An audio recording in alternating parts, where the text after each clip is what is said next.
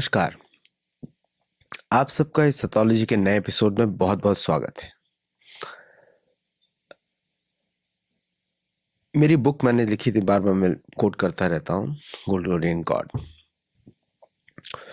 तो पूरा पूरा जो इतिहास है यूरोप का, मिडिल ईस्ट का, और जो स्लेवरी का इतिहास है, चर्च का इतिहास है, उसमें एक बात बड़ी कॉमन निकलती है हर तरफ से। ये है भाषा, भोजन, लिपि और पूजा पद्धति। आप उन सब जगहों पे जाएं जहां पे चर्च ने मास स्केल पे कन्वर्जन किया है, पूरी दुनिया में जाएं, और उसमें आप एक चीज देखेंगे कि उनकी जितनी भी भाषाएं थी उन्होंने उसको खत्म कर दिया। आप साउथ अमेरिका की किसी भी देश में जाएंगे, जैसे नवातल है या अन्य भाषाएं हैं जो मैक्सिको में है, पेरू में है, लीमा भाषा, अदर जगहों पे भाषाएं, उन सबको चर्च ने खत्म कर दिया। कैसे खत्म किया? लिपि बदलकर।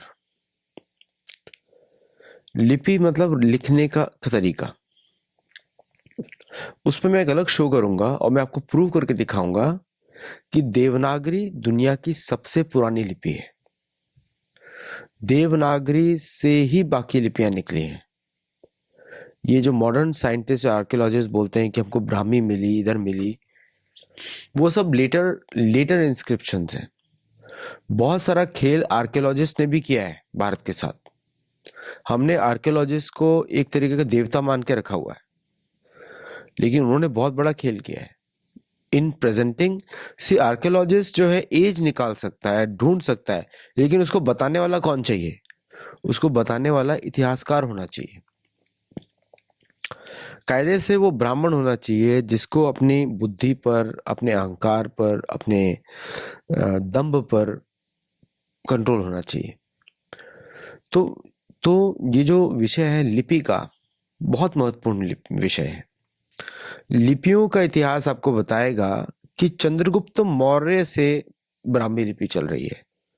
चंद्रगुप्त मौर्य हुए नंद वंश के को हटा के वो बने राजा, और नंद वंश जो है बहुत पुराने हुए हैं, वो बुद्ध से भी पहले हुए हैं। उनको हटा के चंद्रगुप्त मौर्य बने, चंद्रगुप्त मौर्य के बाद अशोक वर्धन बने। तो ये बहुत पुराना इतिहास है लिपियों का।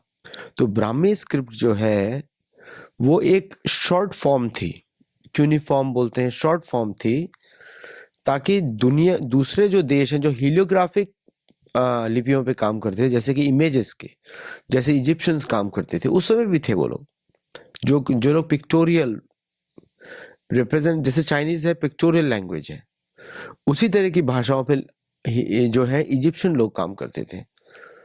इसलिए आप देखेंगे कि पिरामिड्स जो होते हैं, जिनको मैं महादेव के मंदिर बुलाता हूँ, महादेव के मंदिर जो है अफ्रीका में, गीजा में, कायरो के पास में, वो दूसरे तरीके की भाषा यूज करते थे उस चंद्रगुप्त मौर्य के समय में भी। चंद्रगुप्त मौर्य के की वजह से वहां पे नई लिपि आई, ब्राह्मी, और ब्राह्मी से ग्रीक आई लिपियां, जिससे वो लिखते हैं, शब्द लिखते हैं, और उससे आए लैटिन, और लैटिन रोमन लेटर्स आए, रोमन लेटर्स के बाद आए। तो देवनागरी सर्वश्रेष्ठ लिपि है और सबसे पुरानी है, देवताओं की लिपि है, और दुनिया की सबसे कंप्लीट लिपि है। देवनागरी में आप कुछ भी लिख सकते हैं, कुत्ते का भौंकना लिख सकते हैं, शेर की दहाड़ लिख सकते हैं एक्यूरेटली। वो एक ऐसी लिपि है, आप कान से सुनेंगे और उसको लिख देंगे उसको। जैसे मैं हर जगह देवनागरी का प्रयोग करता हूँ, इवन अंग्रेजी भाषा लिखने के लिए।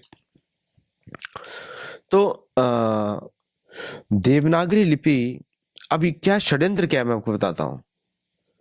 देखिए चर्च ने क्या किया, भाषाओं को बंद करने के लिए लिपि बदल दी। अच्छा, अगर आपका किसी एक लिपि में आपका एक्सपीरियंस है तो आप उसको ठीक से पढ़ सकते हैं, लेकिन अगर मैं आपकी लिपि बदल दूंगा तो आपकी भाषा में मिस प्रोनाउंसिएशन आ जाएगा। जैसे अगर मैं आदित्य लिखता हूं देवनागरी में, आदित्य है नाम, अगर मैं उसी को रोमन में लिखूं, एक भी अंग्रेज मेरा नाम आज तक 30 साल से ठीक से बोल नहीं पाया। मैक्सिकन्स बोल लेते हैं, स्पेनिश लोग वाले बोल लेते हैं, जो भी लैटिन भाषा में बात करता है वो मेरा नाम करीबन एक्यूरेटली बोल सक, 100% तो नहीं, लेकिन आसपास आ सकता है। लेकिन अगर मैं रोमन में अपना नाम लिखूं तो मैं नहीं बोल पाऊंगा ठीक से।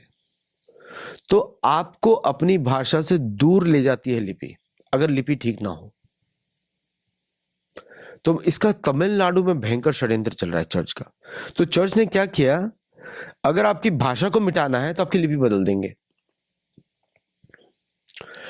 और जिसकी लिपि होगी आपकी वैसी मानसिकता।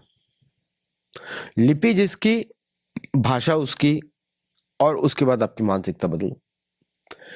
जैसे हम बोलते हैं ना, आजकल एनएलएम बहुत चलता है, नेचुरल लैंग्वेज प्रोसेसिंग, एनएलपी। मतलब कितना एक्यूरेट है। शब्दों से मैं आपकी मानसिकता बदल सकता हूं, या शब्दों से मैं आपकी मानसिकता समझ सकता हूं। आपकी लिपि से मैं आपकी भाषा बदल दूंगा, भाषा का प्रोनाउंसिएशन बदलूंगा। बाद में वो जो प्रोनाउंसिएशन बदलेगा वो कुछ सालों के बाद वही सही प्रोनाउंसिएशन हो जाएगा। फिर उसके कुछ सालों के बाद वही प्रोनाउंसिएशन नया शब्द बन जाएगा। और इस तरह लोगों के मन को प्रोग्राम कर दिया जाता है। और जो असुर होते हैं इसमें बड़े चालाक होते हैं असुर। ये लॉन्ग टर्म प्लानिंग करते हैं आपका पूरा धर्म बदलने का, क्योंकि भाषा वो ऑपरेटिंग सिस्टम है जिसके माध्यम से आपकी सोच बदली जाती है। सोच बदली जाती है, फिर उसके बाद आपका चाल चलन बदल जाएगा और पूरा समाज बदल दिया जाएगा।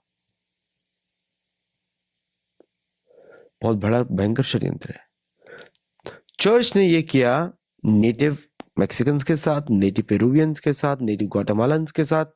अभी तो ये सब नाम सारे नए हैं, स्पेनिश नाम है, मैक्सिको भी स्पेनिश नाम है। और पूरे साउथ अमेरिका का नक्शा बदल दिया उन्होंने।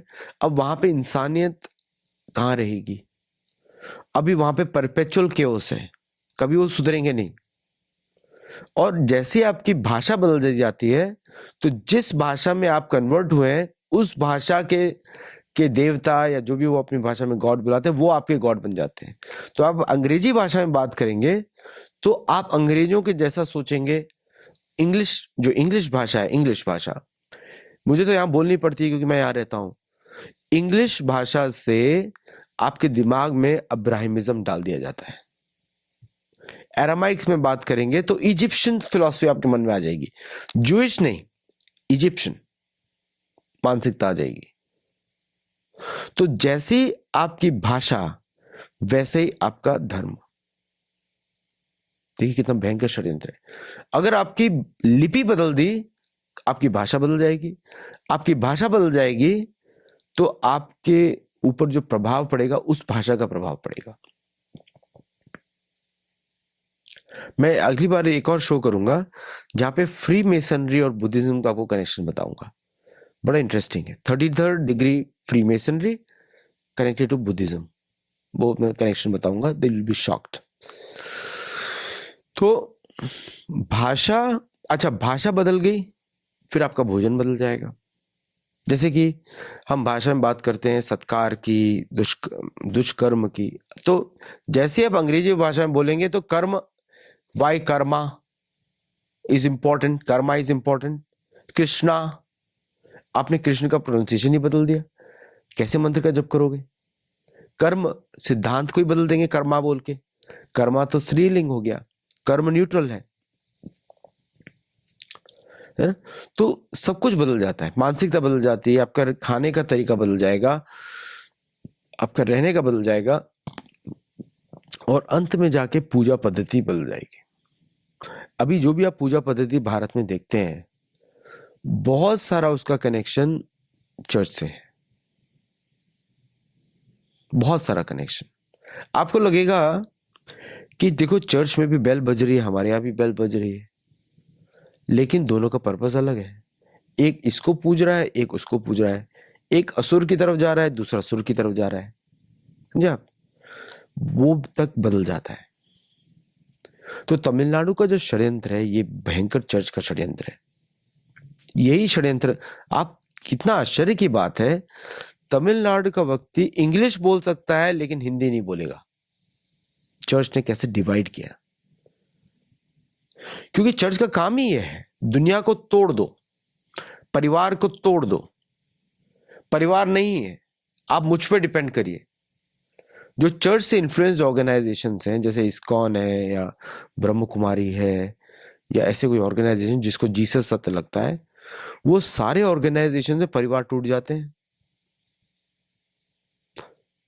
किसी इस्कॉन वाले ने मुझे बताया था कि इस्कॉन में डिवोर्स जो रेट्स हैं वो बाकी लोगों से भी ज्यादा है।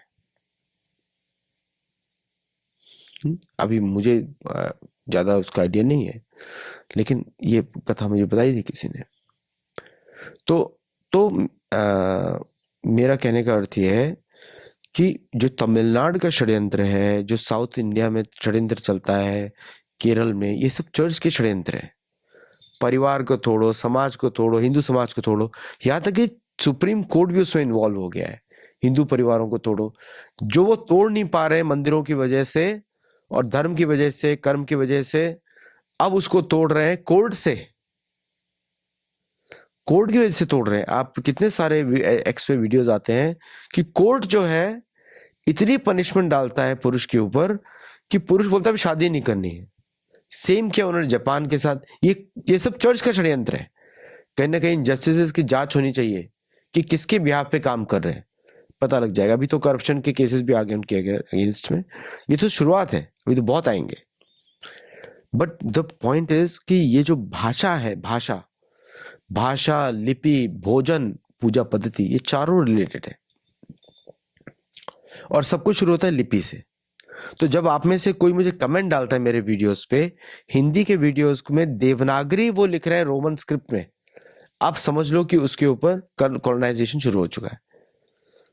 क्योंकि वो आदमी जो है वो देवनागरी को छोड़कर, वो देखिए, मेरा भी यही प्लान है ना, मेरा भी यही प्रोजेक्ट है कि सबको ओरिजिनल लिपि से कनेक्ट किया जाए, so that they will be original. जो देवनागरी में लिखेगा वो स्वतः ही ओरिजिनल रहेगा, वो किसी उसके ऊपर कोई कॉलोनाइजेशन काम नहीं करेगा। तो डीकोलोनाइजेशन के लिए देवनागरी लिपि इज वेरी मच रिक्वायर्ड। आप देवनागरी में तमिल लिख सकते हैं, देवनागरी में आप तेलुगु लिख सकते हैं, मलयालम लिख सकते हैं, गुजराती लिख सकते हैं, मराठी लिख सकते हैं, हिंदी लिख सकते हैं, कोई भी भाषा लिख सकते हैं। तुलसीदास जी ने जो रामचरितमानस लिखी वो भी देवनागरी में लिखी है। और देवनागरी में अन्य भाषाएं भी लिख सकते हैं, स्पेनिश लिख सकते हैं, इंग्लिश लिख सकते हैं, इटालियन लिख सकते हैं। भारतीय सरकार को, हम सबको चाहिए कि हम देवनागरी का प्रयोग सभी तरह की भाषाओं में करें, चाहे कोई भी हो, चाहे फॉरेन की भी हो। उस लिपि से वेदों को भी लोग पढ़ पाएंगे, उस लिपि से संस्कृत पढ़ पाएंगे, उस लिपि से जो भी व्यक्ति है वो कुछ भी काम कर पाएगा और डीकोलोनाइजेशन शुरू हो जाएगा। अगर हम देवनागरी को इग्नोर करते हैं तब हमारे लिए बहुत बड़ी समस्या है। क्योंकि जहां भी रोमन लेटर्स में आप भारतीय भाषा लिखना शुरू कर दिया, आपके ऊपर चर्च की सारी मानसिकता आपके सिर पे आ जाएगी। मतलब रोमन स्क्रिप्ट में लिखना हो गया अधर्म को अपने सिर पे और परिवार में लेकर आना। मैं कितनी बार अपने शोज में बोलता हूं कि मैं सिर्फ देवनागरी लिपि में लिखने वालों के ही, अगर आप हिंदी लिख रहे हैं, क्वेश्चन पूछ रहे हैं, तो देवनागरी में लिखिए। यहां तक कि इंग्लिश भी आप देवनागरी में लिखिए। वो देवनागरी वो ऐसे लिमिट लगाएगा आपको, आपकी मानसिकता फिर भी सनातनी रहेगी। क्योंकि लिपि से जब आप भाषा में लिखते हैं उसका प्रभाव बहुत ज्यादा रहता है। और अगर आप देवनागरी में लिखेंगे तो धीरे धीरे आपको पता में लगेगा कि क्यों मैं देवनागरी के ही, संस्कृत के ही शब्द यूज ना करूं, वो आसान है। इस तरह वो लिपि आपको प्रोत्साहित करेगी। तो लिपि, भाषा, भोजन, पूजा पद्धति, चारों रिलेटेड है। अगर आपकी लिपि देवनागरी है तो आपकी पूजा पद्धति भी वेदों के अनुसार होगी, नारद पंथरात्रि का विधि के अनुसार होगी। और लेकिन अगर आपकी लिपि रोमन है तो आप वेदों से दूर जाएंगे, आप वेदों से कटेंगे, पुराणों से कटेंगे, बाकी सबसे कटेंगे। ये जो कॉलोनाइजेशन का मैंने पहले प्रिंसिपल दिया था, इंदिरा गांधी जो नेशनल ट्राइबल यूनिवर्सिटी है, उसमें दिया था, अमरकंटक में, भाषा भोजन पूजा पद्धति। अब मैं उसको थोड़ा सा मॉडिफाई कर रहा हूं, लिपि, भाषा, भोजन और पूजा पद्धति, इस 4 पे ध्यान दिया जाए। देखिए बहुत इंपॉर्टेंट होता है। आप, मैं आपको बताता हूं कि कंप्यूटर प्रोग्रामिंग में जो भी होंगे, सी जो है मोस्ट बेसिक लैंग्वेज है, उसके बाद C++ आया, फिर विजुअल C++ आया, और उसके बाद विजुअल बेसिक आया, ये सब लैंग्वेजेस चलती थी। बाद में जावा आई, फिर उसके बाद पाइथन आ गया, लेकिन C is the most basic language. उसके बिलो आ जाती है मशीन लेवल लैंग्वेजेस, ये इंग्लिश, ये कंप्यूटर साइंस में होता है ना। सो जो मशीन लेवल लैंग्वेज है वो है देवनागरी, और उसके बाद जो सी लेवल है वो ब्राह्मी, जिसको हम लोग बहुत लोग यूज करते हैं और यूज किया जाता था, लेकिन उसका वो सेम इफेक्ट नहीं होता देवनागरी वाला, बिकॉज देवनागरी में जो एक्सप्रेशन है वो किसी और भी भाषा में नहीं है, किसी तरह आप दिखा सकते हैं। तो जितना ज्यादा, और सुंदर भी दिखती है बहुत ज्यादा, और पेपर में लाइंस की जरूरत नहीं है देवनागरी में, क्योंकि वो प्लेन पेपर पे लिख सकते हैं, क्योंकि वो लाइन आप बनाते हैं बाद में जाके।